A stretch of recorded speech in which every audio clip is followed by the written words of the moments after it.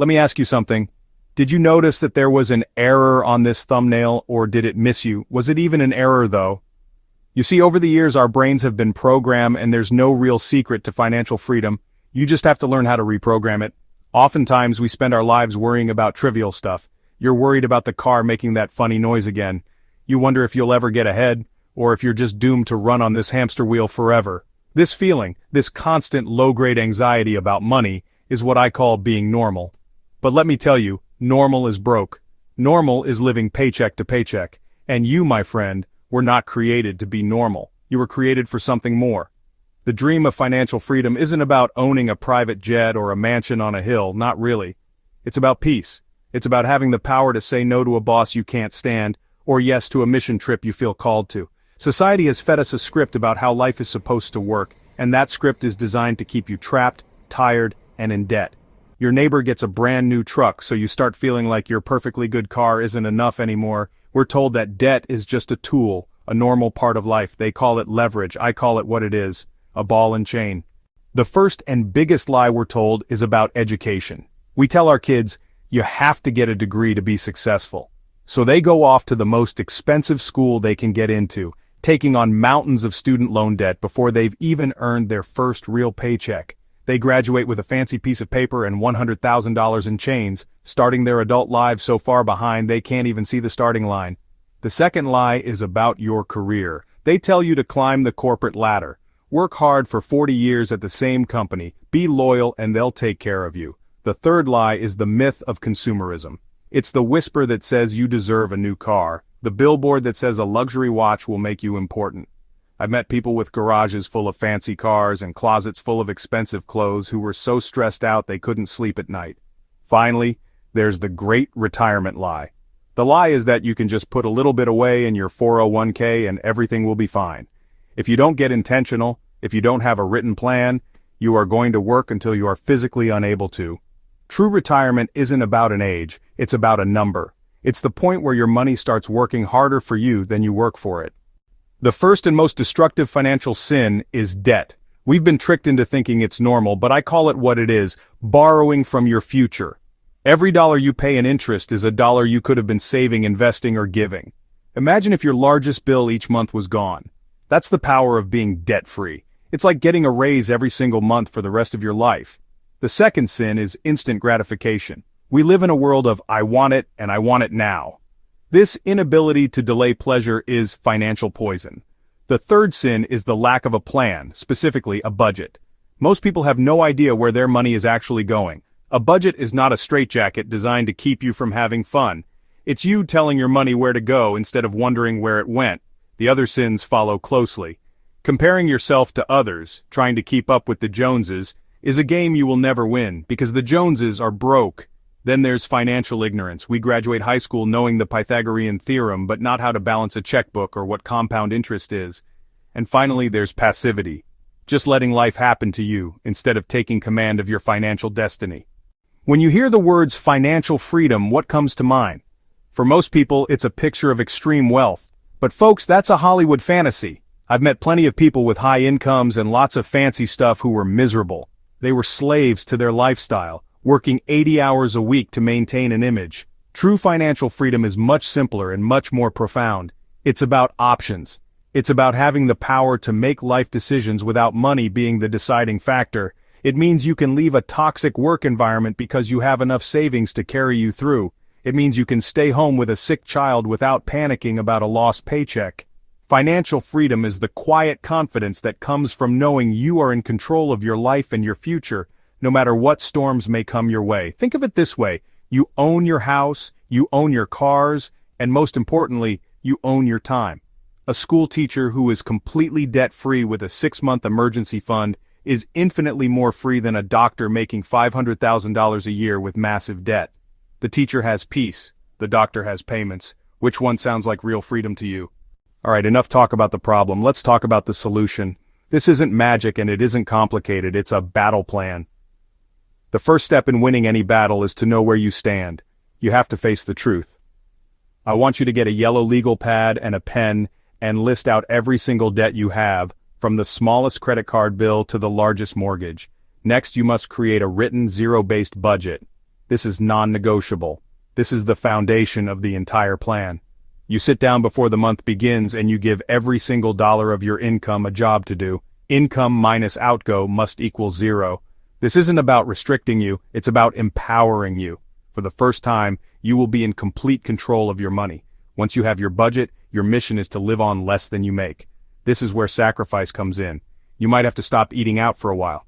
I had a guy call my show who sold his fancy truck, bought a reliable beater car with the cash, and used the difference to pay off all his credit cards. He traded his pride for peace, cut up the credit cards, closed the accounts. You are declaring war on debt. So, now that you have your battle plan, we're going to put it into action with what I call the baby steps. These steps are designed to be done in order. The first step is the quickest win. Save a $1,000 beginner emergency fund. When a small emergency happens, you can pay for it with cash instead of reaching for a credit card and going deeper into debt. Baby step 2 is where the real work begins. Pay off all your debt except the house using the debt snowball. You list your debts from smallest to largest, regardless of the interest rate. You make minimum payments on everything, but you attack the smallest debt with every extra dollar you can find. The math nerds will tell you to pay off the highest interest rate first, but this isn't about math, it's about motivation. When you knock out that first small debt, you feel a victory. Baby step 3 is to build a fully funded emergency fund of 3 to 6 months of expenses. Now that you're out of debt, you have freed up your most powerful wealth-building tool, your income. Once your emergency fund is in place, you move to baby step 4, invest 15% of your household income into retirement. You start putting 15% of your gross income into good growth stock mutual funds. This is where you let the magic of compound interest go to work for you. After this, you can start saving for your kids' college, which is baby step 5, and paying off your house early, which is baby step 6. The final step, baby step 7, is to build wealth and give generously. This is the goal.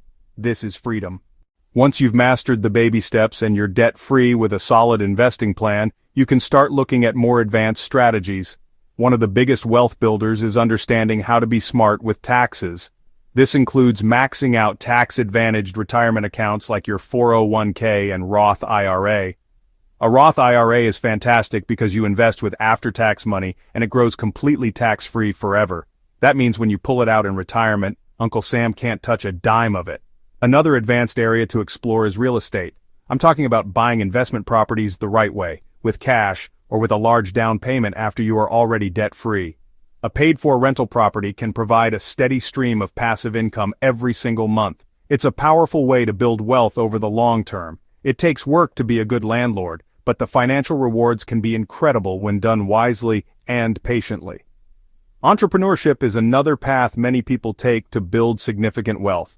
This could mean starting a side hustle that grows into a full-time business. When you work for yourself, your income potential is no longer capped by what an employer is willing to pay you. You are in control. Finally, the ultimate advanced tactic is creating multiple streams of passive income. This is the holy grail of financial freedom. The goal is to build enough passive income streams to cover all of your living expenses. When you reach that point, you are truly free. Your money is officially working for you. Folks, I can give you the best plan in the world, but none of it will work if you don't get this one thing right, your mindset. Winning with money is 80% behavior and only 20% head knowledge. You have to believe you can do this. For years, you may have told yourself you're just bad with money. You need to stop that. You are not bad with money. You just haven't had a plan. You have to find your why. Your why has to be so big and so powerful that it makes you say no to the new iPhone and yes to your budget. You cannot do this alone. If you hang around 5 broke people, you're going to be the 6th one. You need to find a tribe, a community of people who are on the same journey as you. You need accountability. This could be your spouse, a trusted friend, or a class like Financial Peace University. You need people who will celebrate your wins with you and pick you up when you stumble. When your crazy brother-in-law makes fun of you for driving a beater car, you need someone to remind you that you're on a path to freedom and he's on a path to payments. Lastly, you have to cultivate an attitude of gratitude and patience. This is not a sprint, it is a marathon. You didn't get into this mess overnight, and you're not going to get out of it overnight. Be thankful for the progress you've made, no matter how small. Celebrate paying off that first tiny debt. Gratitude turns what you have into enough, and patience ensures you'll stay on the path long enough to see the incredible results. We've covered a lot today. It might feel overwhelming, but I want you to forget about the whole mountain for a second and just look at the very first step in front of you. For some of you, it's just deciding you've had enough. It's drawing a line in the sand and declaring, I will not live like this anymore. Maybe your first step is to skip the drive-thru for lunch tomorrow and pack a sandwich instead, putting that $10 toward your beginner emergency fund. I want you to imagine your life 1 year from now, 5 years from now. Imagine a life with no payments, no car loans, no student loans, no credit card bills. Imagine the options you would have. You could change careers, give generously to your church or a cause you believe in, travel, or just breathe easier. That life is not a fantasy, it is available to you. The person you will be in 5 years is based on the choices you make today. Don't wait until Monday. Don't wait until the first of the month. Don't wait until you get a raise. The perfect time to start is never going to arrive. The time is now. The power to change your family tree, to create a legacy of security and generosity, is in your hands. It's going to be hard work, but it is so worth it. Millions of people just like you, have done this. They are proof that this plan works. You can do it too. Take that first small step today. Start your journey. Your future self will thank you for it.